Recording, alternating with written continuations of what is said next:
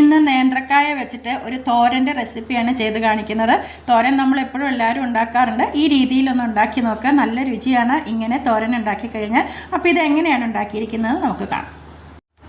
ഇതിനായിട്ട് നല്ലതുപോലെ വിളഞ്ഞ 2 ഇടത്തരം വലിപ്പമുള്ള നേന്ത്രക്കായാണ് എടുത്തിട്ടുള്ളത്. നേന്ത്രക്കായ എപ്പോഴും അരിഞ്ഞ് വെള്ളത്തിലേക്ക് ഇട്ട് വെക്കണം.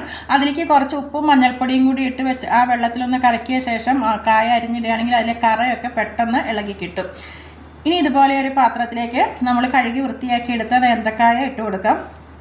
എന്നിട്ട് കായ വേവുന്നതിന് ആവശ്യമായ കുറച്ച് വെള്ളം ഒഴിച്ചു കൊടുക്കാം. ഒത്തിരി വെള്ളത്തിൻ്റെ ആവശ്യമില്ല, കുറച്ച് വെള്ളം ഒഴിച്ചു കൊടുത്താൽ മതി. എന്നിട്ട് നമുക്ക് മൂടി വെച്ചിട്ട് കായ വേവിച്ചെടുക്കാം. ഒരു മീഡിയം ഫ്ലെയിമിൽ വെച്ചിട്ട് വേവിച്ചെടുക്കാം. ഇനി അപ്പോൾ അത് വെന്ത് വരുമ്പോഴത്തേക്കും ഇതിലേക്ക് ഒരു അരപ്പ് റെഡിയാക്കാം. അതിനായിട്ട് ഇതുപോലെ ഒരു 2 പിടി തേങ്ങയും ഒരു 3 ചുവന്നുള്ളിയും 1 അല്ലി വെളുത്തുള്ളി, അത് ഇഷ്ടമുണ്ടെങ്കിൽ എടുത്താൽ മതി, 2 പച്ചമുളകും, പിന്നെ ഒരു 1/4 ടീസ്പൂൺ ജീരകവും 1/4 ടീസ്പൂൺ മഞ്ഞൾപ്പൊടിയും കൂടി ഇടാം. എന്നിട്ട് ഇതെല്ലാം കൂടി നമുക്ക് മിക്സിയുടെ ജാറിലിട്ടിട്ട് ഒന്ന് ചതച്ചെടുക്കാം. ഇങ്ങനെ ഒന്ന് ഒതുക്കിയെടുത്താൽ മതി, അരിഞ്ഞു പോകാൻ പാടില്ല. ഇനി നമുക്ക് കായ തുറന്ന് ഇടയ്ക്കിടയ്ക്കൊന്ന് ഇളക്കിയിട്ട് കൊടുക്കണം, അല്ലെങ്കിൽ അടി പിടിച്ച് പോകും. ഇതുപോലെ നല്ലതുപോലെ തിളച്ച് തുടങ്ങി കഴിയുമ്പോൾ തീ ഒന്ന് കുറച്ച് വെച്ച് കൊടുക്കാം. എന്നിട്ട് ഇതുപോലെ ഇടയ്ക്കിടയ്ക്ക് നമ്മൾ തുറന്നൊന്ന് ഇളക്കി കൊടുക്കണം. ഇനിയിപ്പോൾ കായ ഒരു 3/4 വേവായിട്ടുണ്ട്. കുറച്ച് വെള്ളം ഇങ്ങനെ ഉള്ളപ്പോൾ തന്നെ നമുക്ക് ഈ അരച്ച് വെച്ചിട്ടുള്ള അരപ്പ് ഇതിലേക്ക് ഇട്ട് കൊടുത്ത് ആവശ്യത്തിന് ഉപ്പും കൂടി ഇട്ട് കൊടുക്കാം. എന്നിട്ട് നമുക്ക് വീണ്ടും ഈ അരപ്പ് വേവുന്നതിനായിട്ട് മൂടി വെച്ച് ഒന്ന് വേവിച്ചെടുക്കാം.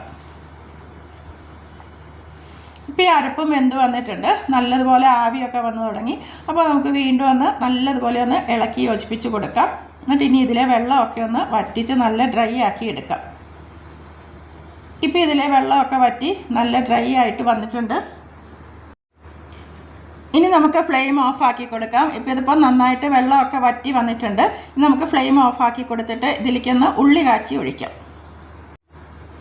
ഉള്ളി കാച്ചുന്നതിനായിട്ട് ഞാൻ ഇതുപോലെ ഒരു പാത്രം വെച്ച് കൊടുത്ത് പാത്രം ചൂടാകുമ്പോൾ അതിലേക്ക് വെളിച്ചെണ്ണ ഒഴിച്ച് കൊടുക്കാം.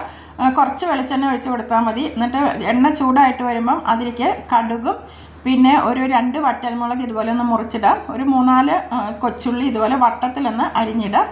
കുറച്ച് കറിവേപ്പിൻ്റെ ഇല കൂടി ഇട്ട് കൊടുക്കാം. അത് നല്ലതുപോലെ മൂപ്പിച്ച ശേഷം നമ്മൾ റെഡിയാക്കി വെച്ചിട്ടുള്ള കായ തോരനിലേക്ക് ഇട്ട് കൊടുക്കാം. ഇങ്ങനെ ഉള്ളി കാച്ചി ഒഴിച്ച് കഴിയുമ്പം ഈ കായത്തോരൻ ഒരു പ്രത്യേക രുചിയാണ്, നല്ല ടേസ്റ്റാണ്. ഇങ്ങനെ ചെയ്തിട്ടില്ലാത്തവരൊന്ന് ചെയ്ത് നോക്കുക. എന്നിട്ട് നമ്മളത് ആ ഉള്ളി കാച്ചി ഒഴിച്ച ശേഷം അത് മൂടി വെക്കാം. എന്നിട്ടൊരു 10 മിനിറ്റ് കഴിഞ്ഞ് തുറന്ന് ഉപയോഗിച്ചാൽ മതി. നല്ല സൂപ്പർ കായത്തോരൻ റെഡി ആയിട്ടുണ്ട്. ഈ രീതിയിൽ ഉണ്ടാക്കിയിട്ടില്ലാത്തവരൊന്ന് ഉണ്ടാക്കി നോക്കുക. വീഡിയോ ഒക്കെ ഇഷ്ടമാവുകയാണെങ്കിൽ ഒന്ന് ലൈക്ക് ചെയ്യാനും ഷെയർ ചെയ്യാനൊക്കെ ഒന്ന് ഓർക്കണേ. താങ്ക്